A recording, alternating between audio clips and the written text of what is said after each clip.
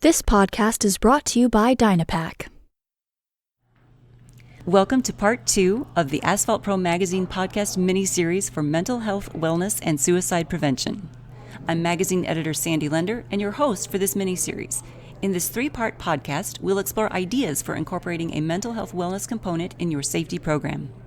AsphaltPro is honored to expand the conversation around this important topic and to bring Holmes Murphy's Cal Byers to the podcast for that purpose.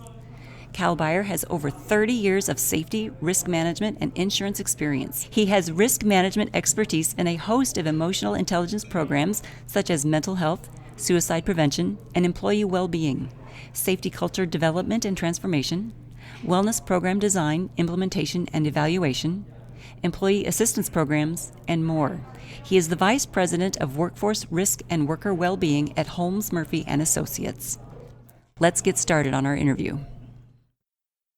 So let's begin part 2 of this 3-part podcast, talking about how we create a caring culture where we help workers avoid opioid dependency or get away from opioid dependency without taking on financial risk and liability.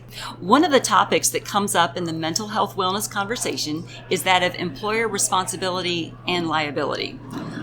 I'm going to give our audience a link to a white paper titled Building a Caring Culture, Addressing Mental Health in the Workplace. Oh, Cal, you put that one together. Yes. Cal, wonderful. Well, thank you. Okay, but I'd like to have you walk us through some fact and fiction to hopefully set employers' minds at ease.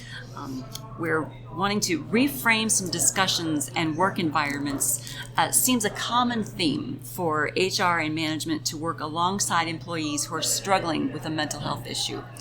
And that's kind of what I'm looking for here. I want to talk about how we reframe some of these discussions and what different employees are allowed to do when reframing these conversations. So Sandy, this is what I love, is this idea of reframing. I've been involved in this topic for many years, as you know, before there was data. So I'm going back post 9/11, but pre-Hurricane Katrina. It was after Hurricane Katrina where I was reframing the idea around workplace mental health and including suicide prevention. I called it the next frontier in safety because there was no standard, there was really no basis for doing it because there really wasn't data. But we recognized the challenges in industries that were predominantly male-oriented. So construction, mining, extraction, agriculture, forestry, commercial fishing, to name a few. The data we had was from veterans and first responders. And so I postulated, based on my past work in public entities, working with police, fire, and emergency medical services, post 9/11, they had employee assistance programs, they had chaplains, some had peer support, construction had none. So when we asked contractors post 9/11, how are their people? We got answers like, we're fine, we're tough, we're construction, don't baby us. So I started working on this idea of critical incident response to address the emotional needs of employees in the aftermath of a traumatic injury. And that critical incident response took about 7 to 10 years to get to a tipping point because it's not what we'd always done. We got to get back to work. We don't want to have workers dwell and think about what has happened. We want them to focus on getting the job done. That would be the best therapy. And in time, we learned that the better outcomes were teaching people how to take care of themselves after a traumatic experience. So that was positive. The second part was no one wanted responsibility. HR was hearing from legal counsel, this is a slippery slope. Don't talk about mental health. Don't talk about these tough issues. Do drug testing, but when someone doesn't pass a drug test, it's their responsibility. So we would have clear and concise policies. The downside, everyone thought someone else was taking care of the rehabilitation. We kicked a lot of good people to the curb. So when we talked about this idea of caring cultures, it was to have this be the next frontier in safety. There was no standard, but we were going to teach people how to prevent injuries, how to focus on getting people back to work, reducing stigma, shining light, offering people more support by talking about this. I would say that reframing as the next frontier of safety worked until about 2014 when I went to work for the contractor. And then I reframed it yet again. We were reading a book that I'd introduced to the contractor. It was called Safety 24/7. It had nothing to do with mental health. It talked about a company's journey toward exceptional safety performance. And we reframed Safety 24/7. It's not enough to get people home safe at the end of a work shift. If we really were going to be effective, we had to focus on getting people back to work safe from home. So reframing has always been a part of this. So that's what's powerful. And that became a tipping point, much like safety as the next frontier. I would say we learned some things during the pandemic. We were able to educate employers and leaders and some employees that before the pandemic, our industry struggled with mental health, substance misuse, even suicide risk. And the powerful part is it took the pandemic for us to really address substance misuse. You wrote one of those early articles that both Dr. Sally Spencer Thomas and I wrote in AsphaltPro back in like 2017. It took us until 2020 before editors would really let us write about substance misuse. So the education now is reframing that addiction isn't only people making bad lifestyle choices. In part 1, we talked about 3 leading gateways to new persistent opioid use. And if we don't address those 3 initial causes, we're going to have more people with addiction. And so one thing we're seeing companies do today is put Narcan, or a drug called naloxone, on job sites. And many leaders are like, I can't believe we've gotten to this point. How did it get so bad? But when you think about the totality of the opioid crisis, in the most recent reporting year, 2021, for the end of 2022, reported 48,000 roughly suicides and 108,000 overdose deaths. So this need for reframing is really important. And what I would say is Narcan alone is not enough. Just like previously, drug testing alone wasn't enough. We truly need to teach people. We need to share resources for those individuals with a substance use disorder, that they can find AA meetings and share literature, normalize the conversation, offer things called recovery first aid training, not waiting for people to put their hand up and come and seek help, but to make it available to everyone. That would destigmatize it. Another thing that I think is really important is teaching people not to wait till someone hits rock bottom. If we wait for people to hit rock bottom, we're destroying human capital in the process. They're breaking all their relationships. They're damaging the potential for salvaging a marriage or keeping shared custody with children. They lose their job, they lose their insurance, the spiral continues, they might lose their home. Those items are called human recovery capital.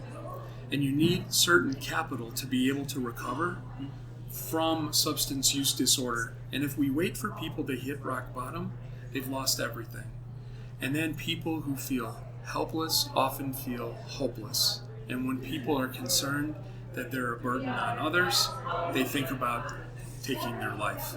So this idea of reframing, there's a lot that we need to relearn.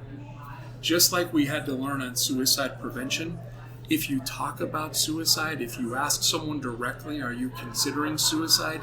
It does not put the idea in their head. Research has shown that.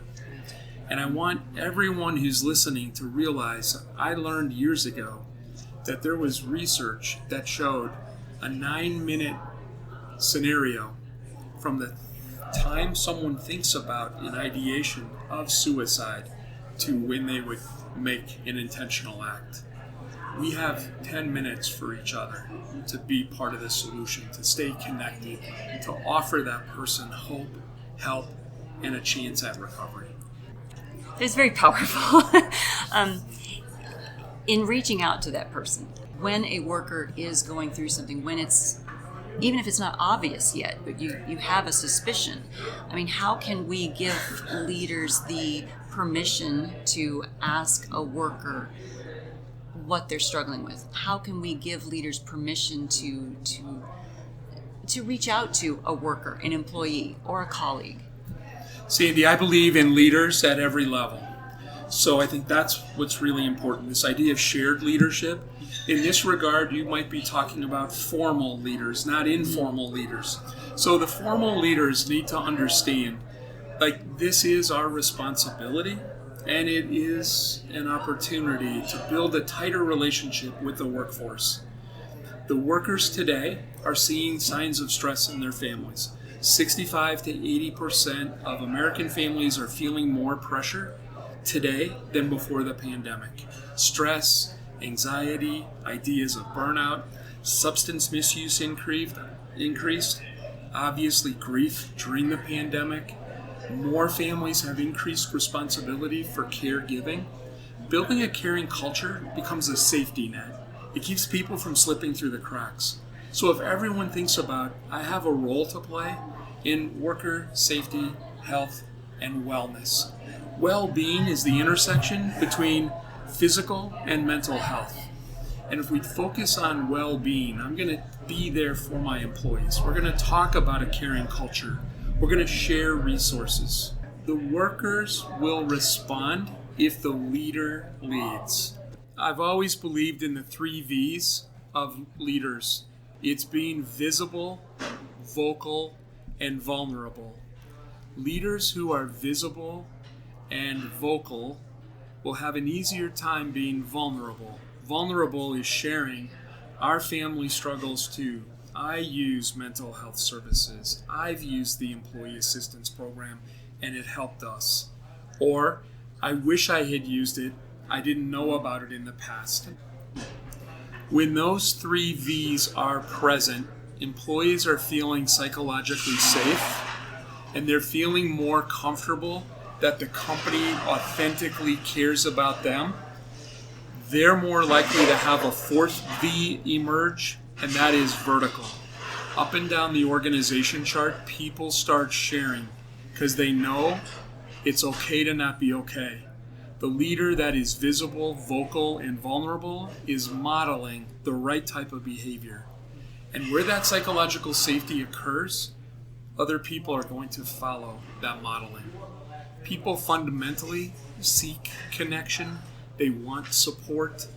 And we need to make 3 aspects of help very pronounced.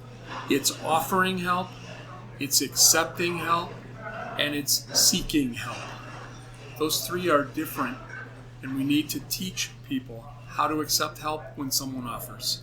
Number 2, we need to teach people how to offer help. So that's using things like wallet cards to teach people 988, the crisis text line, the warning signs of suicide. Do role-playing, role modeling to teach people how to share that information with their families and their coworkers. Those are some of the examples people can use. Okay, so let me ask about the fitness for duty examination. I want to ask when this is allowed, when this is not allowed. Does the employer have the right to say, I think you're under the influence of a narcotic and that could put our entire company at risk? I mean, is there a point at which the employer would be liable for the employee causing an accident while under the influence of an opioid?